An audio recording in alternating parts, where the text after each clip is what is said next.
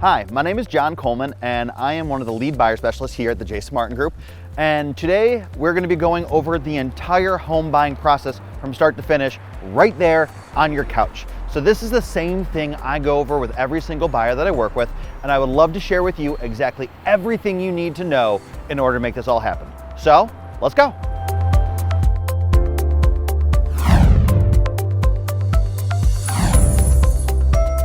Okay, so the first thing I like to do is actually sit down with people at my office. This way we can start to get to know each other a little bit, and we can talk about what you're looking for.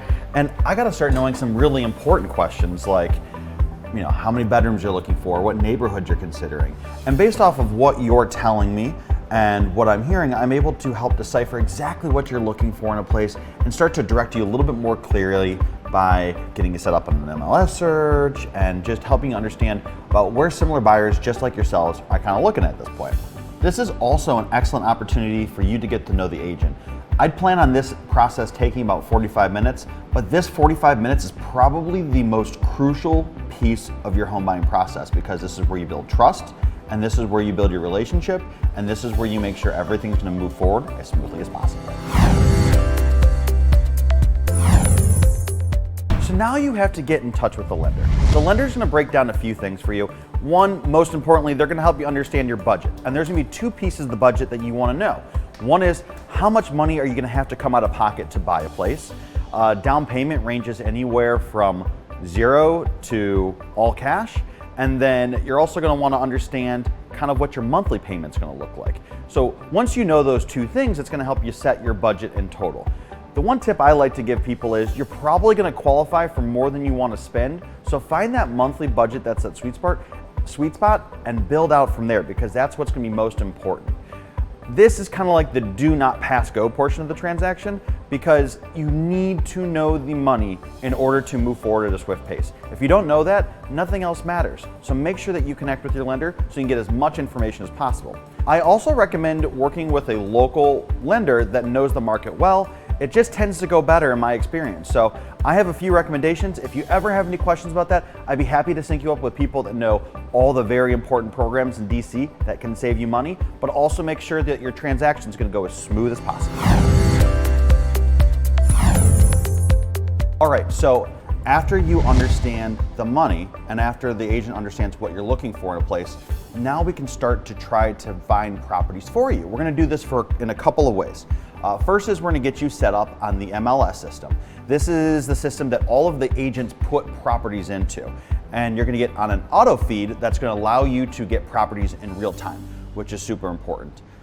Nowadays, I also recommend that you download the HomeSnap app. I'll have a separate link for that later, but just to make sure that you have something in your pocket so you can get things digitally, and to make sure that you're watching things in real time. One question I get from a lot of people is whether they should use some of those other apps like Trulia, Zillow, Redfin. Some of those apps I like, some of them I don't like. I find some of them can have outdated information, so you'll find a spot, you'll fall in love with it, and you'll want to move forward with it, and it doesn't actually exist anymore.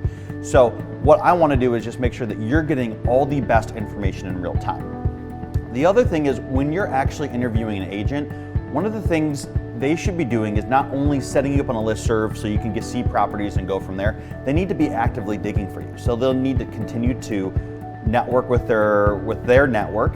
They're going to need to make sure that they're going into the neighborhoods and understanding what they can do to not only find properties that are on this list, but things that are outside of this list.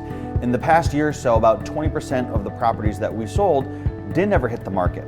So if there's opportunities that we can give to you to help you move forward and have the best experience possible, that's what we want to do. So make sure you hold your agent to that type of standard. So the next step in the process is actually the fun part. This is when you get to go and see homes in person. This is why HGTV is like $1 billion channel, is because people love looking at houses. On average, I usually look at about 8 to 10 homes with somebody before we ever put in an offer, which is a pretty low number it seems like, but we're doing a really good job on the front end of helping you vet the homes. So the big thing for me when people are going into properties is making sure that it checks all the boxes that we talked about initially. Is the feel right? Is the flow right? One of the things that we'll be doing while we're in the house is helping you understand some of the little nitty-gritty of it. We'll be looking at the HVAC system, trying to help you tell how old it is. We'll be looking at some of these nice appliances that you have around to help you distinguish about how much useful life they have in them. But for you, I just want to make sure that it's the right fit for you. I don't like to get too nitty-gritty at this point because we're going to be looking at quite a few houses, and I want to make sure that we're flowing, getting through them, and doing the right stuff. When someone's looking at a house, some of the bigger ticket items to take into consideration is the roof, the foundation, the basement, because it can be wet, it can have cracks, and they're also going to be looking at appliances, you're going to be looking at the HVAC system. Those are all the type of things that are going to be big ticket items that will cost a lot to replace. So we'll try to assess it in real time. In no way am I a home inspector, but I've certainly sat through a lot, so I like to give a little bit of input so that way when you get to the home inspection, there's not as many surprises. All right, good news. So you finally found one you like. The next thing that we like to do is help you break down the value of the property. The reason we do this is it's not only an emotional purchase, this is actually a financial investment as well. And we want to make sure that you understand the price you're paying is what the market dictates. And so we're going to do this in a few ways. One, we're going to look at all the properties in the neighborhood that have sold in the last little bit. I like to be about within 0.3 miles of the property, but depending on where this is, it might be a little further, it might be a little bit closer. If you're in the dense city, that's one thing. If you're out in the country, you have to give yourself a little bit more leeway so you have enough data to work with. And then based on those properties, we'll look at updates and we'll look at places that are not as nice and try to come up with an evaluation that makes sense for this specific property. Some of the other things you need to be considering is like the market condition. The market fluctuates from time to time. If the market's a little bit softer, you're going to want to know that as a buyer because that means you might have a little bit more leverage to negotiate. If the market's really hot, well, you might be jumping into a multiple offer situation where paying a little bit more could get you the place. So understanding what's happening in the market in real time is going to be super important and try to help move this process forward for you. All right, so now we have a value that you're comfortable with. What we're going to do from here is we're going to start to put together the contract, and we're going to do this with the help of a few people. First is I'll put it together on paper, but I'm going to do that with the input of yourselves because I need to know what you're comfortable with, and also your lender. Your lender is going to play a vital role into this because they're going to help dictate what some of those terms are and what they're comfortable with as well. From there, once the offer is put together, we will do a page-by-page, paragraph-by-paragraph walkthrough so you understand exactly what to expect out of the contract. This is a big financial decision, so making sure you understand what's expected out of yourselves, what's expected out of the sellers, this is all things that are going to play a vital role in making sure that this process goes as smooth as possible. Remember, we don't like surprises. That's why we want to understand value. That's why we want to understand the contract. We want to put all of these things together in a way so you feel as comfortable as possible moving forward. All right, so now we're going to submit your offer. There's two types of situations we're going to run into here. The first of which is a more traditional type of way, which is it's you and the seller. The seller wants to get the property for the most amount of money, and the buyer wants to get the property for the least amount of money. So what we're going to have is a little bit of a tug of war and to see what we can end up with so that makes everyone mutually happy. The other situation we run into is something called a multiple offer situation, and this is a little bit more common in the DC area. So what happens is there's actually a seller, you kind of take the tug of war rope out of the situation, and you have all of these buyers that are interested in this exact same property. And what we do is we try to help you understand how to make your offer more compelling than those other buyers so you can win. So what happens is we need to read the situation very delicately to make sure that we're putting the best terms on paper that not only protect you, but give you the chance of getting the house that you really love. All right, if you are at this point, that means you've gotten your offer accepted. Yes, that is awesome. We are pumped for you. This is actually where the real work begins because we got a lot to do between now and closing to make this all happen. The first thing of which is you're going to put down some money called the earnest money deposit, or the EMD. This is the money that a buyer puts down to ensure that they have skin in the game. If for some reason you backed out of the contract for an unprotected reason, you could risk losing some or all of that earnest money deposit. In DC, the amount of that deposit on average is probably about 3%. However, your situation might be different. I've certainly seen it been a lot more than that, and I've certainly seen it be a lot less than that. It's about your specific scenario and what you need to show that's earnest. And again, it goes back to that multiple offer situation. If there's something like that, you might need to show you're a little bit more earnest, because that'll give you the highest likelihood of getting the transaction through. If you did back out and you lost that money, well, that's not good. So there's a lot of ways we can protect you in the contract though. And those are called the contingencies of the contract, which we'll go through now.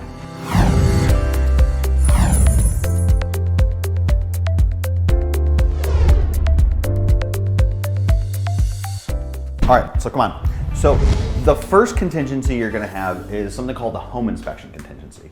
This is gonna allow you to go into the property with a licensed home inspector and poke, prod, they're gonna go on the roof, they're gonna go in the crawl space. They're gonna do everything they can with the appliances and everything that they can see in the house to ensure that the asset is a good purchase. We're gonna be looking at things that are detrimental to the long-term health of the home and the people living in it. And based on the findings of that inspection, you can either ask for some money, a credit, so you can fix things after settlement. You can ask them to fix things with a licensed contractor prior to settlement, or if you just don't like the property anymore after inspection, you can get out and get your money back. Next contingency has to do with your lender. This is what we call the finance contingency. What the finance contingency does is it allows the lender a set number of days to officially approve you for the loan. At the conclusion of a certain time period, they're going to give us a conditional commitment letter. The nice thing about working with a good, trustworthy lender is this is more of a formality of a process, but it's certainly a formality to trust you. So why not have it in there if you absolutely can? What they're going to do is they're going to do a final verification of credit, they're going to do a final verification of some of your assets, and just make sure that the bank feels comfortable that you're going to be able to pay them back for the transaction. And if for some reason they don't feel comfortable with that, you'll be able to give a rejection letter, back out of the contract, and get your earnest money deposit back. All right, so the third contingency is what we call an appraisal contingency. It goes back to your lender. The lender understands that you're gonna pay him back from the previous contingency. The other thing that the lender wants to know is that the property is worth the amount of money that you're paying for it, because in reality, they're gonna have a huge stake in this property, and they wanna ensure that the amount of money that you're paying for it is correct. And why do they want this? Because, well, if you were to default and they take the property back, they'd want to be able to sell it and get their money back. So what they're going to do is they're going to send out an appraiser on your dime to ensure that the property is worth the amount of money that you're paying for it. When they send out an appraiser does know on the contract what the property value is, so they know the number that they're trying to hit. However, they are using market data to come up with their analysis. So if they can justify that number, awesome. If they can't, well, a few things can happen. You might renegotiate the price of the contract to meet the appraised value, or if you can't come to terms with that and the seller doesn't want to lower the price, you might need to back out of the contract, and again, you get that earnest money deposit back. All right, so the last contingency is specific if you buy a property that's a condo or you're an HOA, like this one right here. So you're gonna have a chance to go through the financials and the bylaws of the community to ensure that all of it is well good, because you are making a financial investment in this property. And one, if you have a pet, we want to make sure you have pets. If you plan on maybe renting it out long term, we want to know what the rental policies are. And for the financials, well, if the building doesn't have enough money and has a whole bunch of upkeep to do, well, that's going to fall on the unit owners to come up with that money out of pocket. So if that's an investment that's going to come down the line to you, we want to know about that as much as we can beforehand. So based on what you find in there, you're going to have a period of time. For DC, for resale condos, it's 3 days or 3 business days. And for new construction condos, it's 15 days. And based on that, anytime during those, you can back out of the contract and just say, based on the condo doc review period, I do not wish to move forward with this purchase any longer, and you get your earnest money deposit back.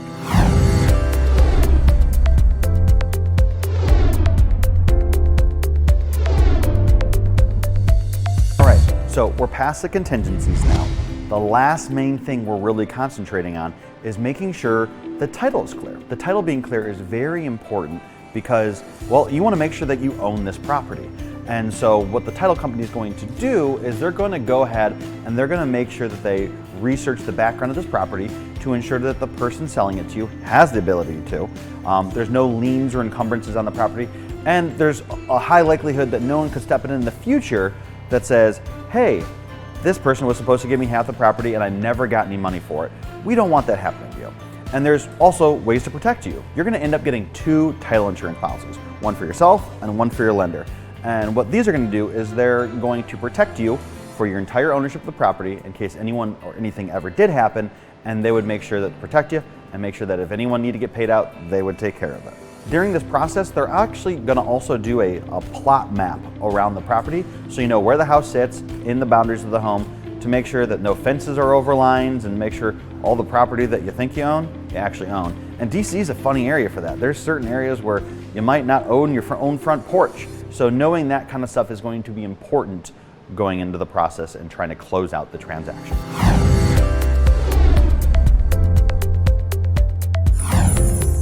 It's here, it's settlement day. This is the last day of the process. What we're gonna do here is you're gonna sign a heap and stack of papers with a title attorney, and by the time you're done, you're gonna be super excited because you're about to own your very first home. Congratulations. Well, there you have it. We're all done. You own your first property, and man, you might even get a little champagne along the way. So I hope you found that helpful. That's a really high level view of the process in general, but I think it's a good roadmap to kind of start off of to get the process going. I make tons of other content on YouTube and Facebook, so if you want to learn a lot about more of the nitty-gritty stuff, go there. We'll talk about programs, we'll talk about situations, and we'll even have some insights from other buyers that'll teach you exactly what you need to know and have the best experience possible. And other than that, don't be afraid to reach out to me for questions. I love to help, and I'm here for you. So thanks again for stopping by another Coffee with Coleman. Peace.